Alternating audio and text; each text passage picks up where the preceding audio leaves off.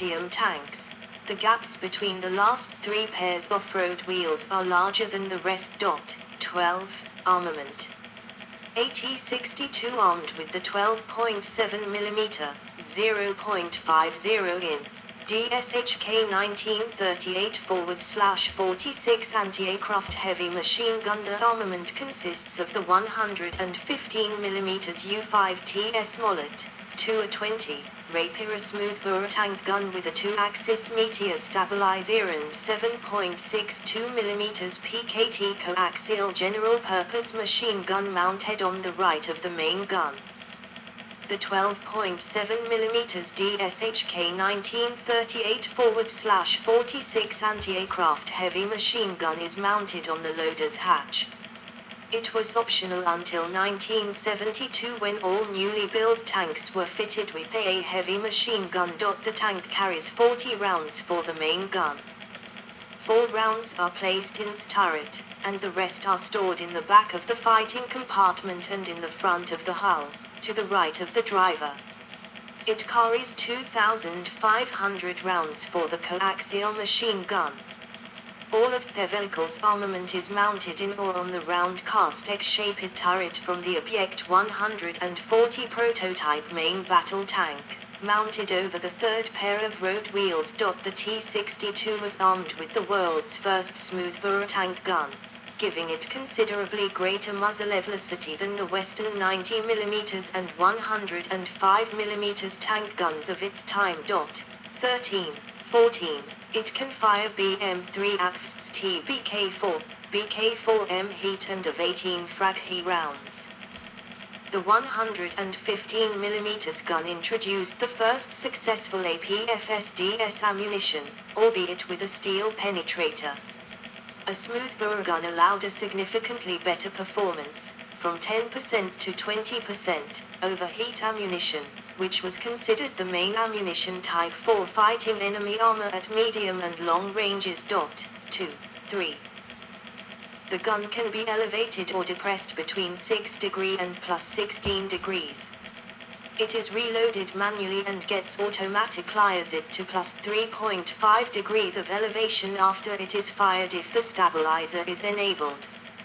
Empty cartridges are automatically ejected outside the vehicle through a small hatch in the rear of the turret. The gun has a range of effective fire of about 4 km during day conditions and 800 m, with the use of night vision equipment, at night.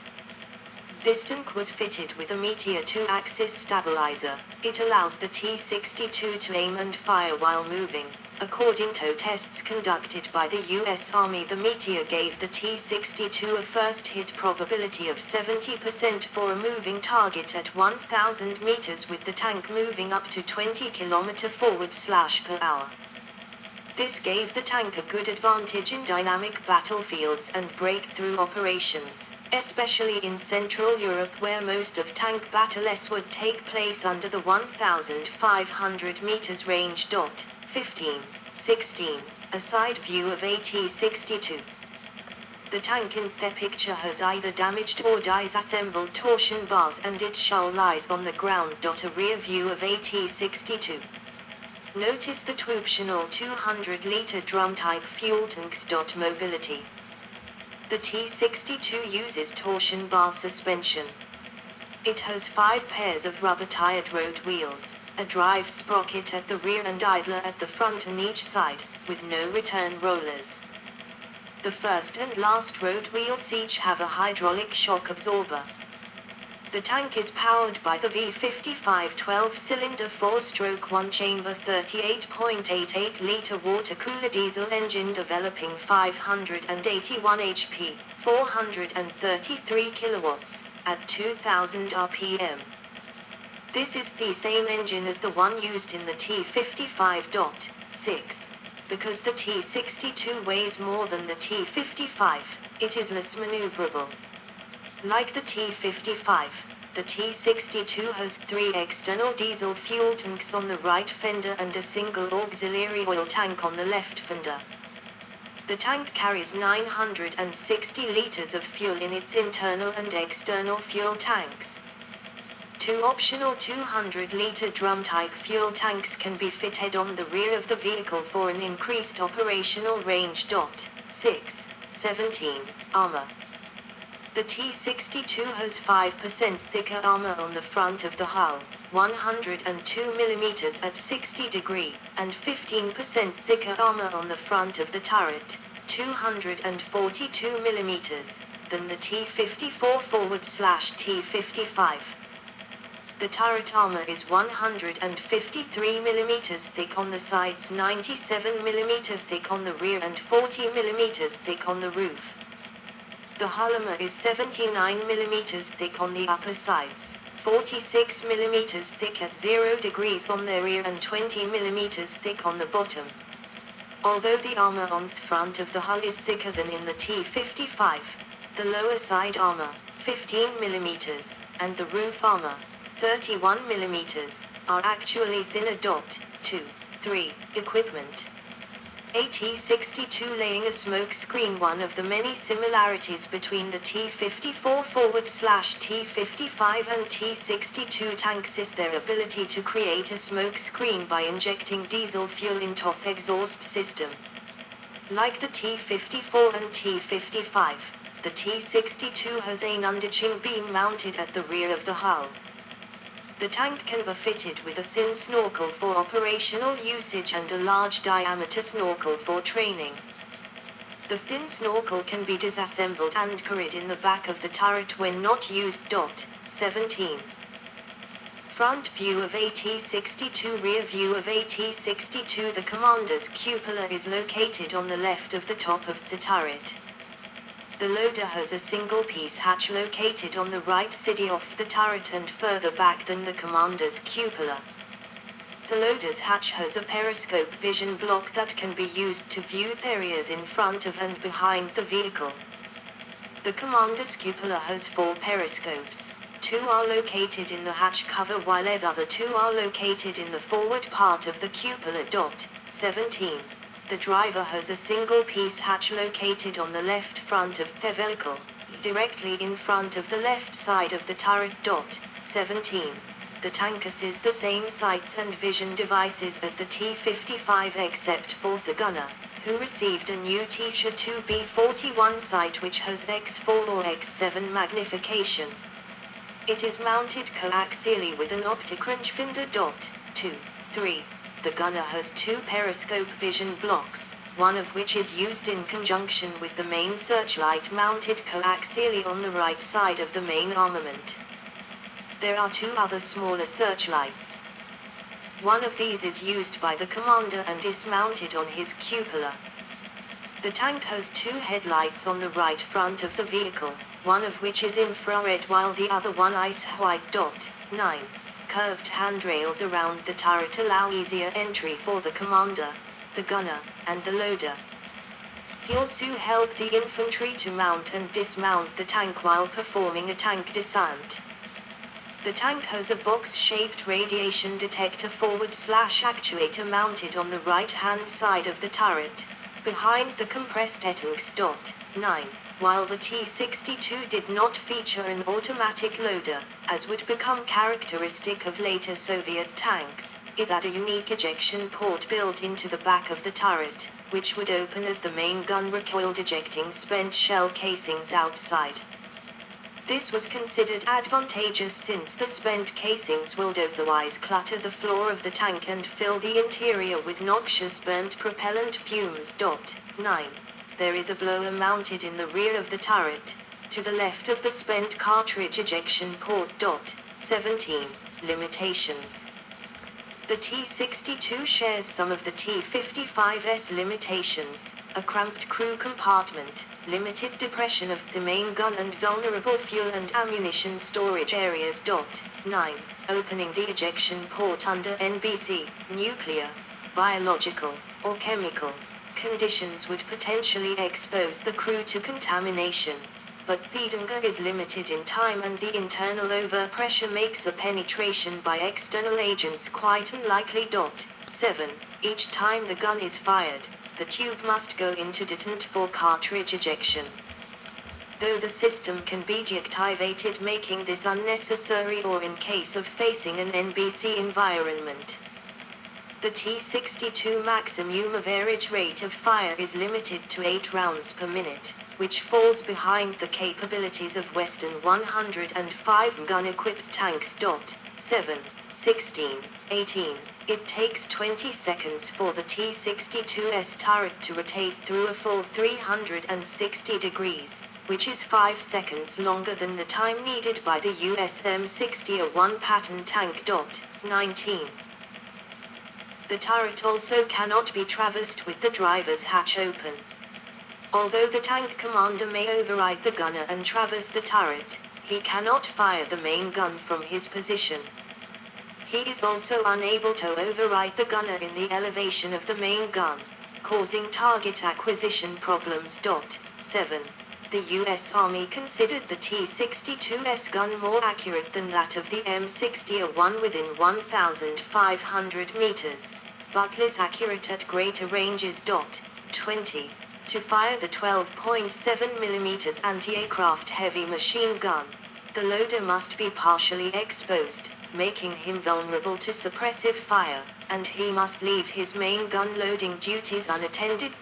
7.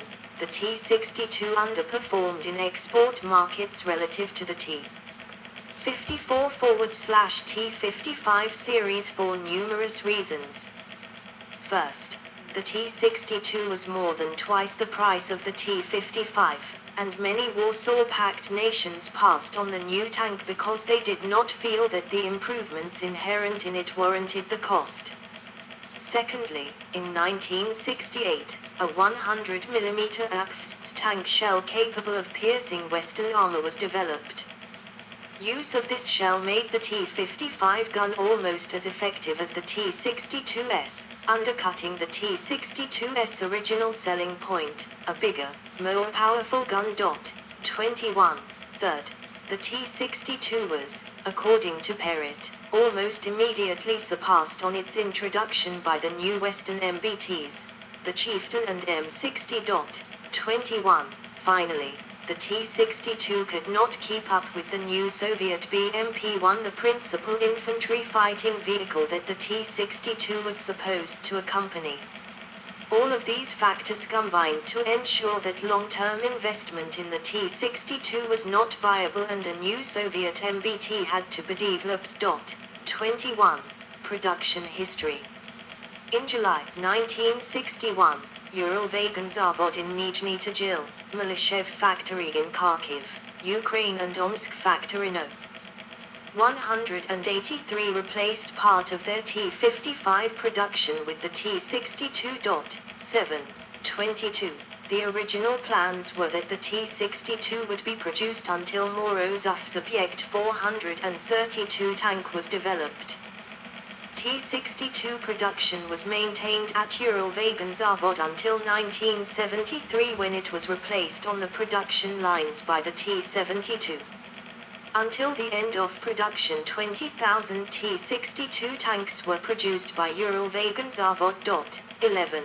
Production in the Soviet Union was stopped in 1975. North Korea produced the T-62 under license until the 1980s. In the early 1990s, the North Korean Second Machine Industry Bureau designed a lighter copy of the T-62 which is mass-produced and is known locally as the CH-MHOI. Go. 23. Service history. MAZ 537 tractor-trailers transporting T-62 tanks. The 23rd of May 1984, Soviet Union. The T-62 entered service with the Soviet Army in July 1961. Because of the firepower of the new 115mm gun, it was considered to be a formidable tank for the time, despite its drawbacks. 2. 3. Along with the T-55, the T-62 was one of the most common tanks in the Soviet inventory.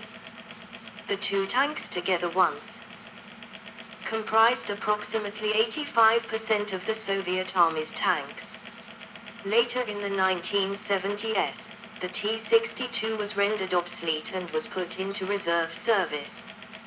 The T-72 and T-80 later succeeded it. Sino-Soviet border conflict. A T-62 tank captured by the PL during the 1969 Sino-Soviet border conflict. The T-62 saw combat for the first time during the 1969 Sino-Soviet border conflict, during which one was disabled and captured by the People's Liberation Army. The T-62, number 545, was hit by a rocket-propelled grenade fired from the Type 56. Chinese copy of RPG-2 RPG launcher on the morning of the 15th of March 1969 during a PL counterattack. The RPG penetrated the left side of the hull, killing the driver. This tank was later studied, and the information gathered from those studies was used for the development of the Type 69 main battle tank. 24. Soviet-Afghan War. A Soviet T-62M of the Berlin Tank Regiment, which was a part of the 5th Guards Motor Rifle Division, leaving Afghanistan, the 1st of January 1987. During the Soviet-Afghan War, the T-62 was a primary tank user by the Soviet Army. The Soviets used tanks in several ways, with use of many in fire support bases, while others were employed for convoy protection or as infantry support. Towards the end of the year, T-62MS, using the BDD applique armor, appeared in larger numbers. According to U.S. sources, nearly 325 T-62s fell victim to Mujahideen attacks, especially from anti-tank landmines and .25. Others fell into the hands of the Afghan Mujahideen after they were left behind by withdrawing Soviet forces. 26. The USSR officially confirmed the loss of 147 T-62 and T-55 tanks during the war. Russian T-62M in 2002. The T-62 and T-55 are now mostly used by Russian reserve units for a possible secondary mobilization, while some are kept in storage. The active duty and primary mobilization units mainly use T-80, T-72 and T-64, with a smaller number of T-90 tanks in service in active units. They were retired from active combat service after the 2008 Russo-Georgian War to be put in storage to be reactivated in case of war. During the Vostok 2018 military exercise, multiple T-62M and T-62MVs were reactivated from storage and mobilized, in an effort to assess how quickly Russian forces could be readied for a major conflict. 27. War in Chechnya. The Russian Army and the Russian MVD forces used both T-62S and T-62MS in combat in Chechnya. 26. During the Second War, the 160th Guards Tank Regiment, 5th Guards Tank Division, Siberian Military District, and the 93rd MVD Mechanized Tank Regiment each had 69 T-62 tanks. Some T-62s were used on train platforms. Up to 380 Russian tanks were used in 1999-2000, including about 150 T-62s. 28. 2008 South Ossetia War. T-62s of the Russian ground forces were deployed in the Russo-Georgian War.